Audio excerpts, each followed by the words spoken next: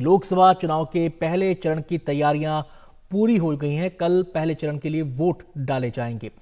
21 राज्यों और केंद्र शासित प्रदेशों की 102 सीटों पर कल वोटिंग होनी है। मतदान कर्मियों को मतदान केंद्र तक भेजने का काम शुरू हो चुका है। पोलिंग पार्टियां अपने अपने मतदान केंद्रों के लिए रवाना हो चुकी हैं, तमाम साजो सामान के साथ। हम आपको दिखाते हैं सियांग जिले के रूमगोंग विधानसभा क्षेत्र की तस्वीरें, जहां एक मतदान केंद्र तक पहुंचने के लिए मतदान कर्मियों को कठिन चुनौतियों का सामना करना पड़ रहा है। आप देख सकते हैं कैसे मतदान कर्मी सामान उठाए पेड़ की जड़ों को पकड़ते हुए आगे बढ़ रहे हैं। अरुणाचल प्रदेश की 2 लोकसभा और विधानसभा चुनाव के लिए वोटिंग होनी है और चुनाव आयोग की पुरजोर कोशिश यही रहती है कि वोटिंग को सफल बनाया जाए। एक तरफ जागरूकता अभियान चलाए जाते हैं तो दूसरी तरफ मतदान कर्मियों को व्यापक ट्रेनिंग दी जाती है और सबसे बड़ी चुनौती आती है मतदान केंद्रों तक पहुंचने की। जहां पर रास्ते सुगम हैं वहां पर कोई दिक्कत नहीं, लेकिन हमारा देश इतना बड़ा है कि वहां पर कई मतदान केंद्र दुर्गम स्थलों में होते हैं। कई बार जंगलों में भी मतदान केंद्र बनाए जाते हैं और तो और कंटेनर्स तक में मतदान केंद्र बनाए जाते हैं और वहां तक मतदान कर्मियों को पहुंचना होता है। कई बार पहाड़ी इलाकों में, बर्फीले इलाकों में मतदान केंद्र बने होते हैं, वहां बर्फीले रास्तों से होकर गुजरते हुए, दुर्गम क्षेत्र से होकर गुजरते हुए मतदान केंद्र तक मतदान कर्मियों को पहुंचना होता है। लेकिन अपनी ड्यूटी के आगे ये तमाम बाधाओं को पार करते हैं और इस लोकतंत्र के महापर्व को सफल बनाने में अपनी अहम भूमिका निभाते हैं। फिलहाल इन 2 तस्वीरों के जरिए आप अंदाजा लगा सकते हैं कि मतदान कर्मियों को किन मुश्किलात का सामना करना पड़ता है अपनी ड्यूटी को निभाने के लिए।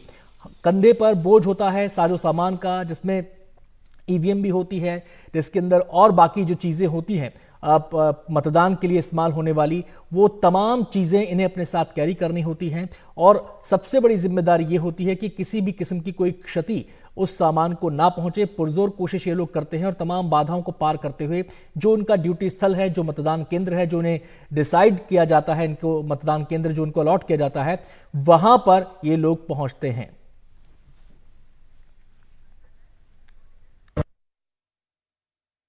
हमें पता चला कि मौसम क्योंकि आने वाले दिनों में भी खराब होने वाला है, तो जो कल पार्टी निकलने वाली थी उनको हमने थोड़ा एडवांस में भेजा है और हमने स्ट्रॉन्ग रूम और उन पर्टिकुलर जो फॉरवर्ड पोस्ट पर जो हमारे सर्कल ऑफिसर और जो भी हमारे गवर्नमेंट इंस्टीट्यूट है वहाँ पर हमने रखे हैं ताकि उनको एक ही दिन में बहुत ज़्यादा मूवमेंट ना करना पड़े।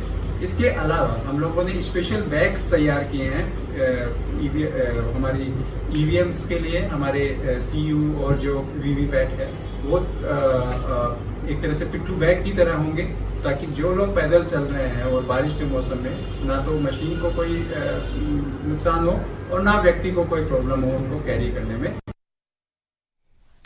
हम सीधे रुख करेंगे, हमारे संवाददाता रतनदीप हमारे साथ जुड़ गए हैं तमाम जानकारियां देने के लिए। रतनदीप, सबसे पहले तो हम ये आपसे जानना चाहते हैं कि अरुणाचल प्रदेश एक पहाड़ी राज्य है, पहाड़ी इलाके में है, तो यहां पर ऐसे कितने मतदान केंद्र होंगे जो दुर्गम क्षेत्र में आते हैं और इस बार मतदान कर्मियों को क्या खास सुविधा दी जा रही है जिससे कि उनको अपना सामान कैरी करने में दिक्कत ना हो?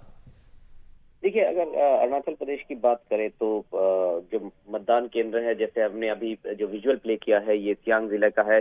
पूरा ही पहाड़ी टेरेन है, बहुत ही डिफिकल्ट टेरेन है और इसलिए बहुत सारे ऐसे इलाके में इसी तरह जो मतदान कर्मी है वो अपने जो मतदाता है उनके पास जो बने हुए पोलिंग स्टेशन है, पोलिंग बूथ है, इसी तरह पहुंच रहे हैं। पिछले 7 दिनों में बहुत सारे हेलीकॉप्टर सॉर्टीज से जो दुर्गम इलाके हैं जहाँ पे कि 2-3 दिनों तक पैदल चलना पड़ता था मतदान कर्मियों को पहुंचने के लिए, वहां तक उनको पहुंचाने के लिए एयरलिफ्ट किया गया है।